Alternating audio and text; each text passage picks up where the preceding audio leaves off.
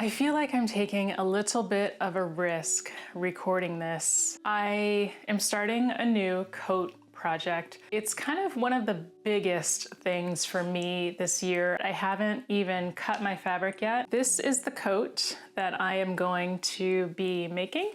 It is by Bella Loves Patterns and it is the Traveler coat. So the Traveler coat is a mid-calf double-breasted coat with a moderately oversized silhouette for the coat outer layer. I'm going with wool. The wool that I have is this, and I have a ton. This is wool and poly blend. I believe it's 90% wool, 10% poly.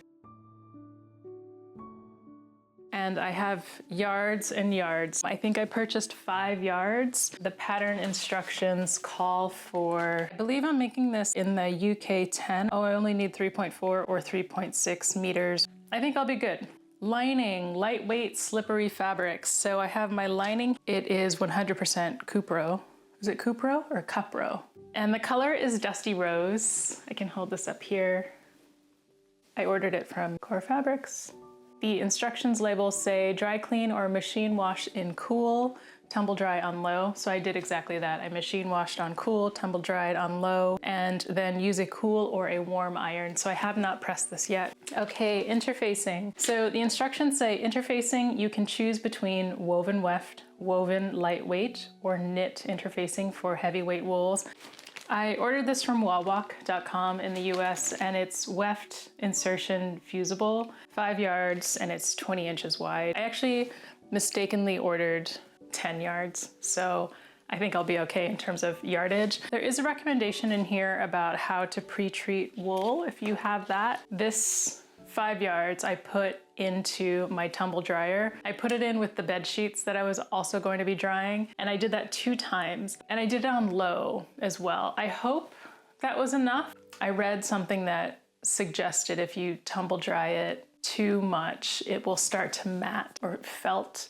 So I ran it through a couple times, and I'm just gonna cross my fingers that that was plenty. They also do say to pre-treat your fabric in the way that you're going to launder it later. I have 5 yards. I did not want to take this to the dry cleaner. This, I talked about how I pre-treated the fusible interfacing. I also pre-treated by keeping it kind of folded in this little kind of rectangle. I put it in the bathroom sink, filled it up with cool water. I let it soak for about 15, 20 minutes. Then I took it out and then I pressed that water out and then I hung it over a clothesline to dry. The pattern. So this is a PDF pattern. If you print it off at home, whether you have letter size paper or A4 size paper, you're looking at anywhere between 40 to 45 pages for the lining and then 40 to 45 pages for the coat. There's 2 separate patterns. I did not want to do that, so I sent these off. In the US, there's a service, a small business called the Plotted Pattern Printing. So this is for the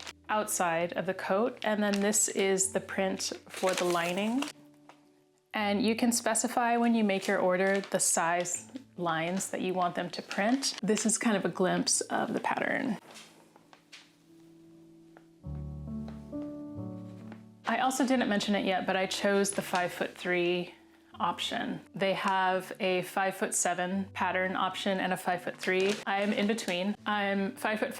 I don't need the longest calf length. I live in California and this actually might be really overkill in terms of a wool coat, but I do travel and I travel to cold places, and purchasing a coat is usually something that I always end up doing. So I'm hopeful that this will be a very solid foundation coat. The notions: 6 buttons, 2.5 centimeters or 1 inch for the front, and an internal button, 2.5 centimeters or 1 inch. I ordered these from Wawak. It's a quantity of 12.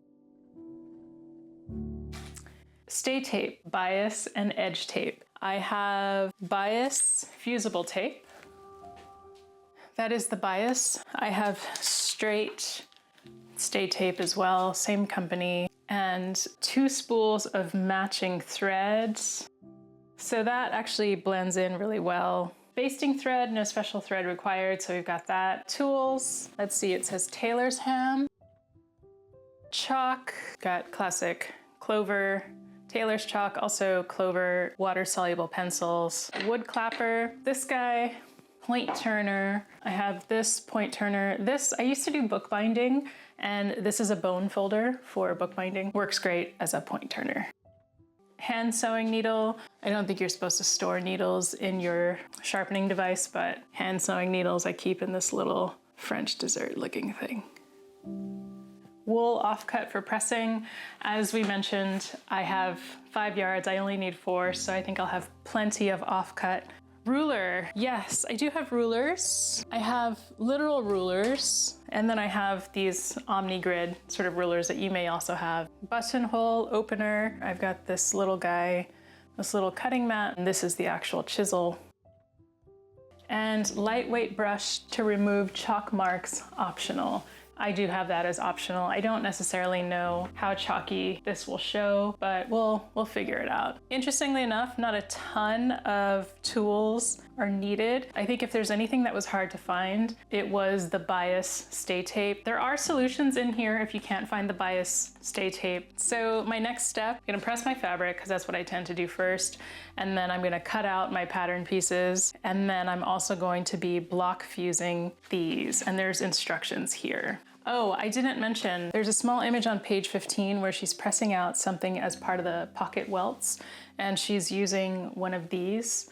This I did happen to have. You can use it as a clapper. When you think of Tailor's clapper, whether you're thinking of something like this or like this, I think they both do the job. I do use this as an ironing surface. So it just gives you more precise press. Also fairly heavy. It's heavier than this, so it would also function as a clapper. Just so you guys are aware, this has really amazing color photos and instructions. And even if I see these images and I feel pretty confident, so we'll see how it goes.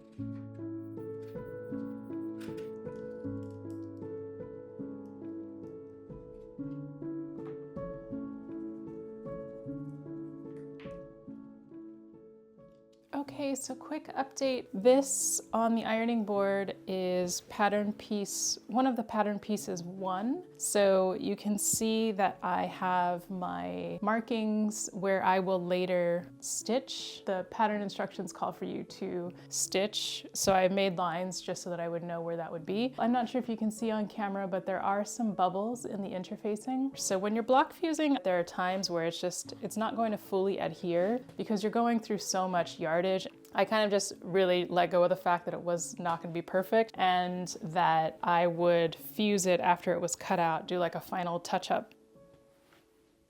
So my plan is to get the woolen pieces cut out, fused, marked, notched, all of those details that happen at the cutting table, and then touch up any interfacing bubbles or areas where it hasn't adhered. And then I really want to make sure that I get the prep correct for the coat. So sewing is not going to happen for a while, but that actually brings me to my next point that I wanted to highlight. For needles, I'm using a Schmetz Universal Chrome 9014.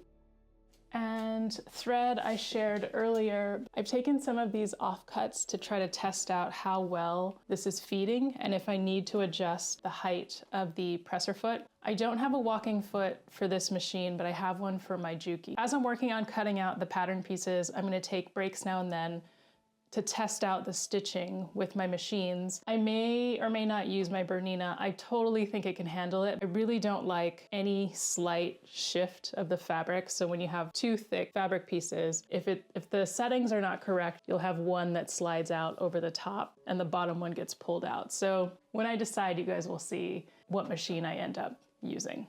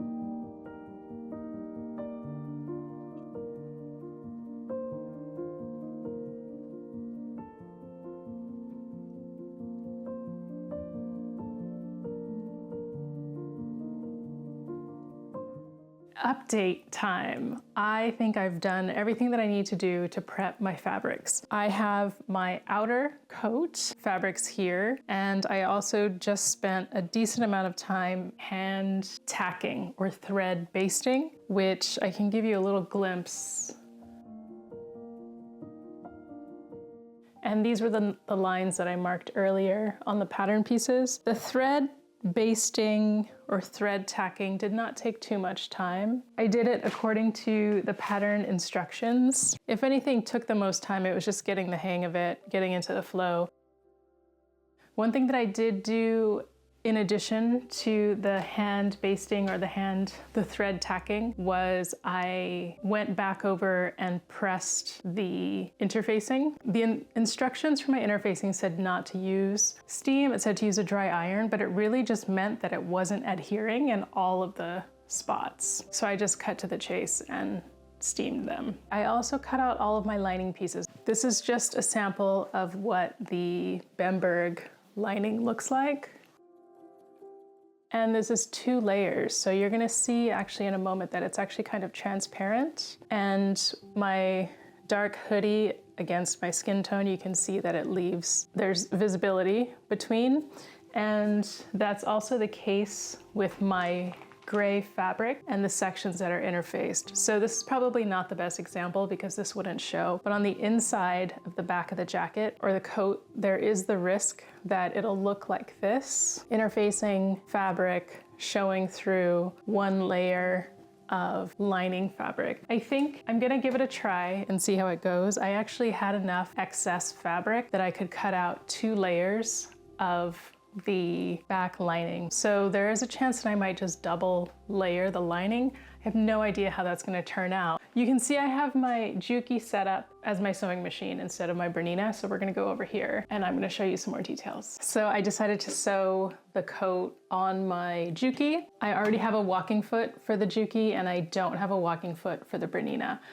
Is a walking foot necessary? No, it is not necessary, but I have been using some scraps. I've been running them through and kind of doing a test to see if they slide. And they have been. When I use it on my Bernina, they do kind of slide a little bit. Even if I did that on the Juki, it would still do the same thing. But with the walking foot, it doesn't do that. The walking foot for the Bernina is like $200 or something like that. That adds to the cost of the coat project. I had actually purchased this wool for the project. The lining was for something else. I purchased the notions, the particular buttons and the thread. I paid to have the pattern printed out. I didn't want to add an additional cost, even though I knew the walking foot was something that I could use again. I just wasn't ready to bite that bullet considering I already had it here. So walking foot on the Juki, I'm gonna run a few more tests to make sure that the settings are correct and the pressure is correct. Then I think I'm ready to sew. I think the next clip that you're gonna see is me sewing the darts. So, fingers crossed.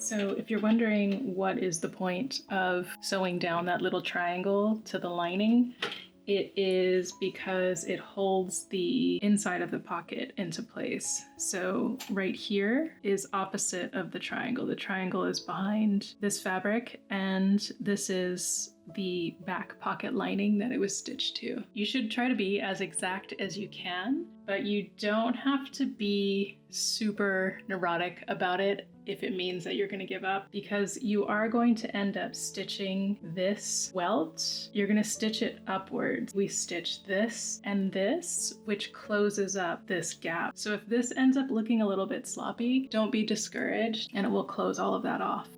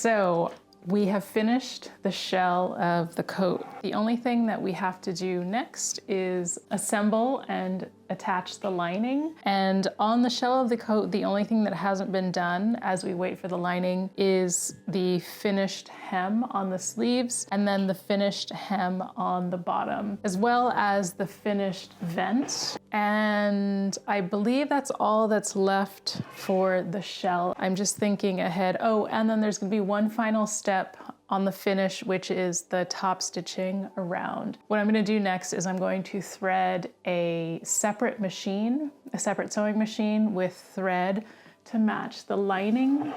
And also I'm threading another machine because this will need to be stitched anyway. And I don't wanna take off the walking foot and adjust the tension dials and the foot pressure on my Juki. I do want to say that the only thing about the shell of the coat that I did not include as per the pattern instructions were the shoulder tabs. Apologies for any messy basting. So off to the lining next.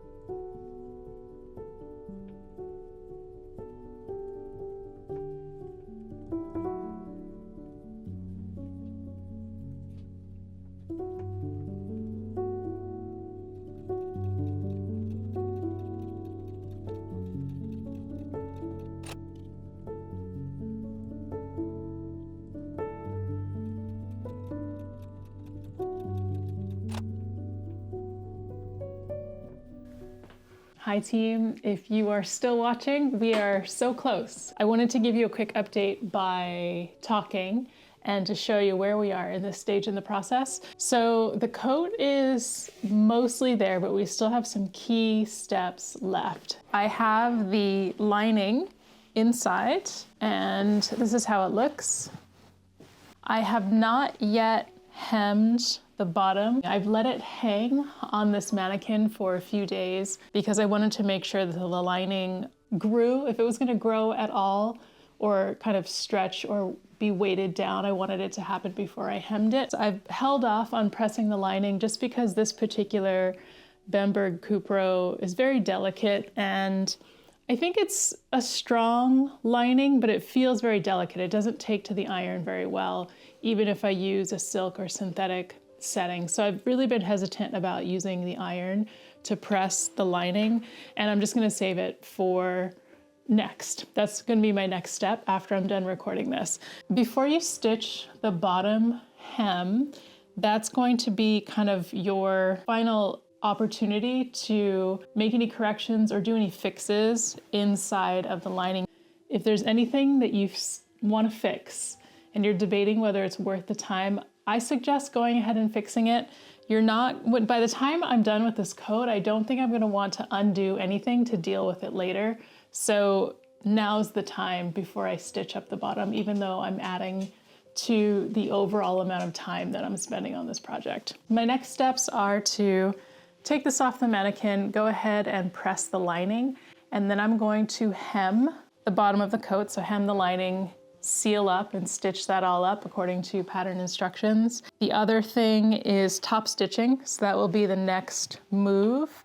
As I've tried this on, and I don't show the try-ons in the video, but you can assume that any opportunity where I felt it was okay to try on the coat, I did try it on just to check length and fit. So I will presume that you will do that too. Meanwhile, as I try stuff on and as I'm pulling the lining or kind of reversing from being right side out, wrong side out, etc., some of these basting stitches came open, but I think it's okay because it's not falling out of its shape. So yes, after the top stitching, the last thing is buttons and buttonholes.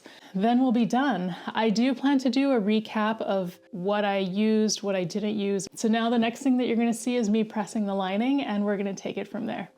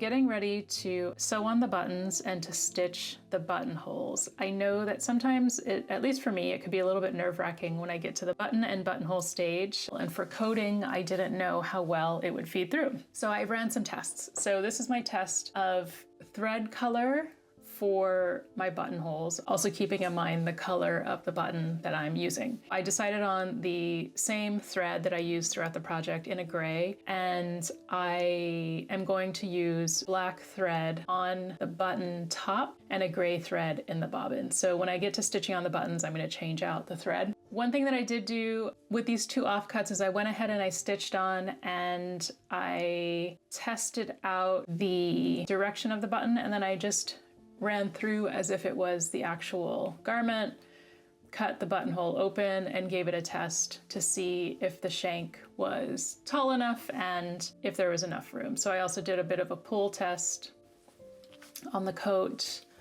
Oh, one last tip is that if you're nervous about the stage, attaching buttons and doing the buttonhole stitch, try not to worry, because until you cut open your buttonhole, you can still unpick without any problems. I just tested out how it would look on my fabric if I unpick the stitching, and you can see that I did happen to cut this one open, but you can see that if I unpick the stitching, it sort of just blends in. If I cleaned it up a little bit better, it would be fine. I have in the past stitched buttons and had to unpick them and try again, and it's fine. Until you actually use the chisel and cut it open, it's still pretty forgiving. The last thing I wanted to point out is that I did adjust the placement of my buttons different from the actual pattern, and it's mainly because I've been looking at some other coats online to get ideas. This one, I'm trying to follow this 4 button placement. So what I'm about to do now is stitch on the left side, left button, shank, left button, shank, right side button, no shank. That's what is going to happen next. So let's go ahead and give it a try.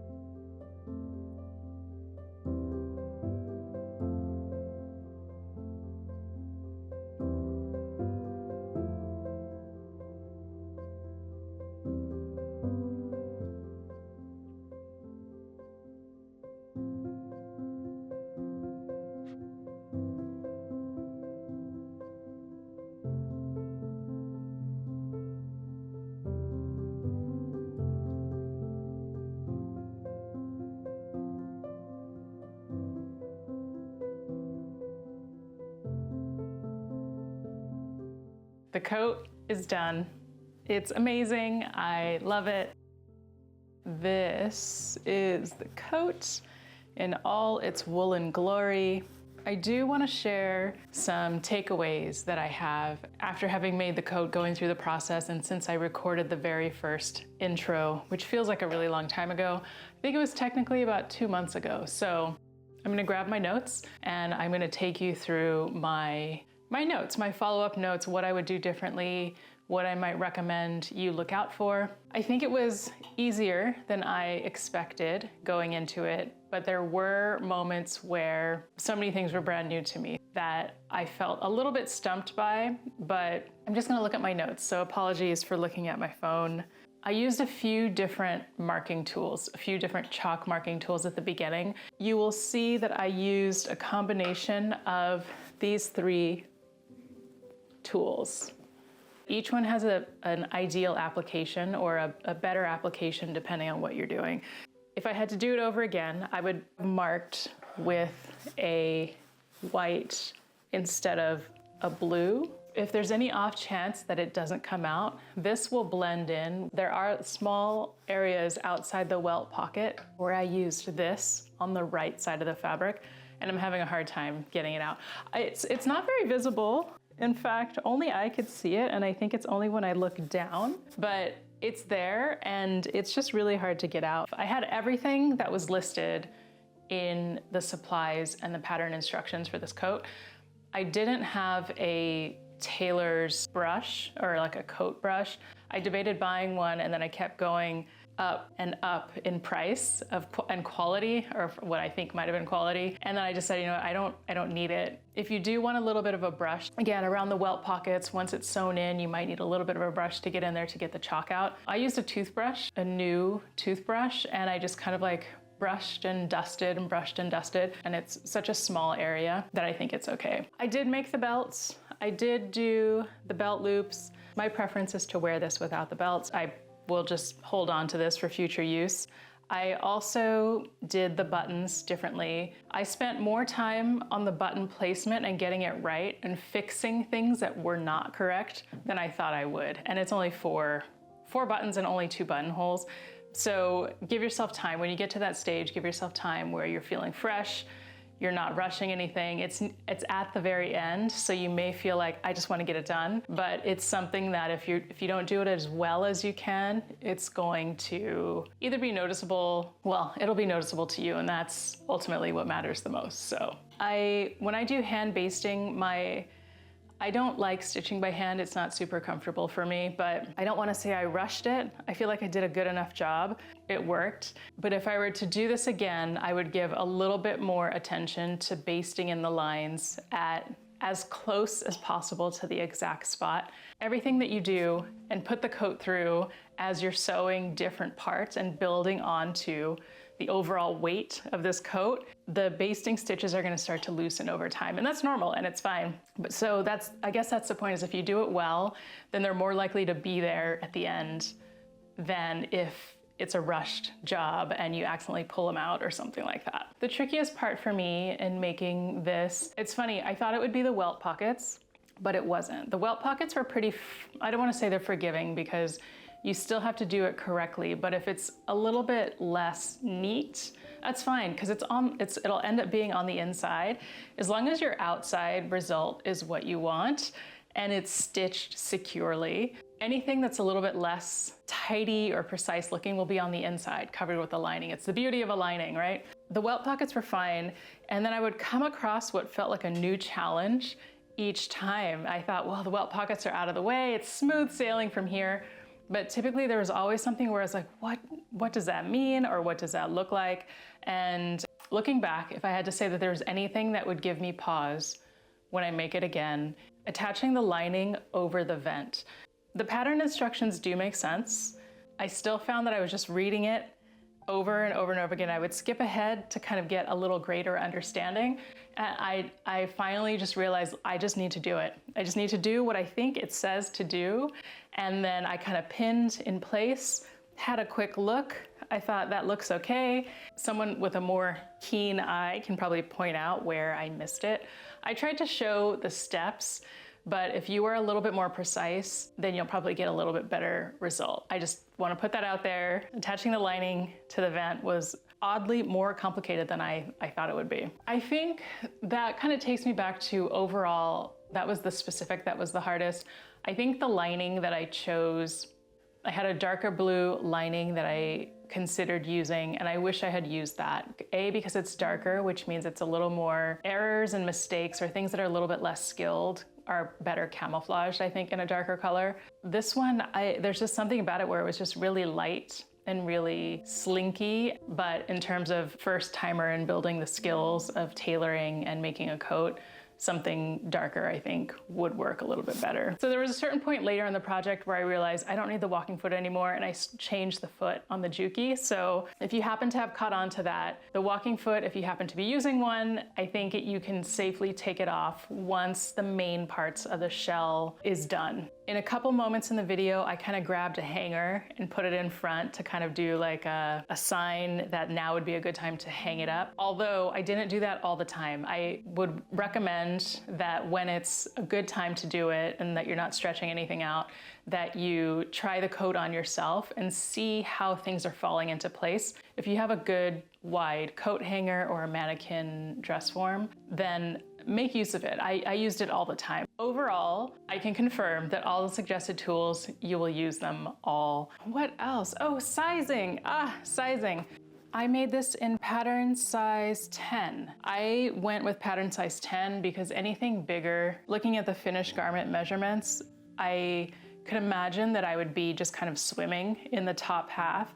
If I went strictly by my measurements, for hip size, I should be in the 12 or 14. But looking at the finished garment measurements, which I did, I knew that the 12 or the 14 would be pretty safe, but then it would be very large in the upper half. Again, you can adjust patterns to fit as you need.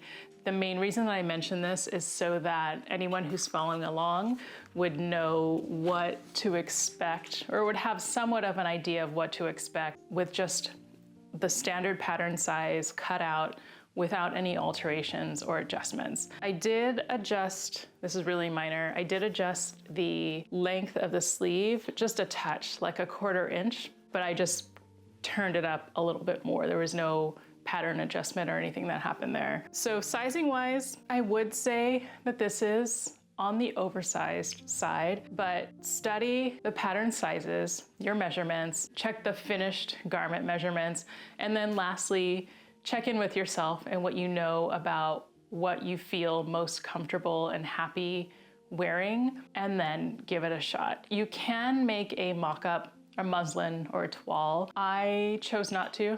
I figured if it was a relatively oversized silhouette, and as long as I accounted for what tends to be hardest for me to fit, which is anything around the hip, and I had a plan for that, then it would be okay. So I decided not to make a toile or a muslin. About how long this took start to finish, I don't know hours, I don't know days. I can say that I started at the beginning of September and I finished last night, October 21st. The biggest pushes that I was able to make were on the weekends. Depending on what you have going on in your life, give yourself a couple months of expectations of how long it might take. You might have more or less time, depending on what's going on in your life. But yeah, so what's next? I'm gonna clean my studio. I'm really ready for kind of a palette cleansing project, something small scale and relatively quick. I'm thinking like a tote bag or something. But I also have this pattern, this new look pattern. I think I'm gonna make the top.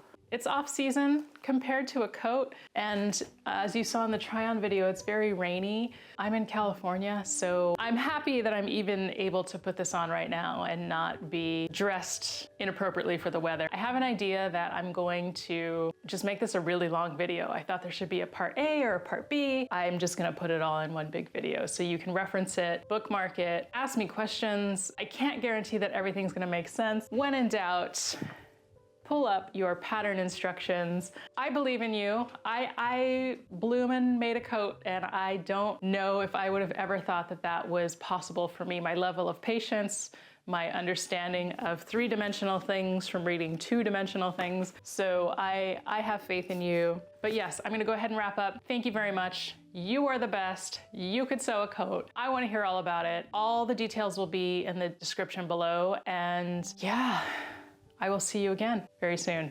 Bye.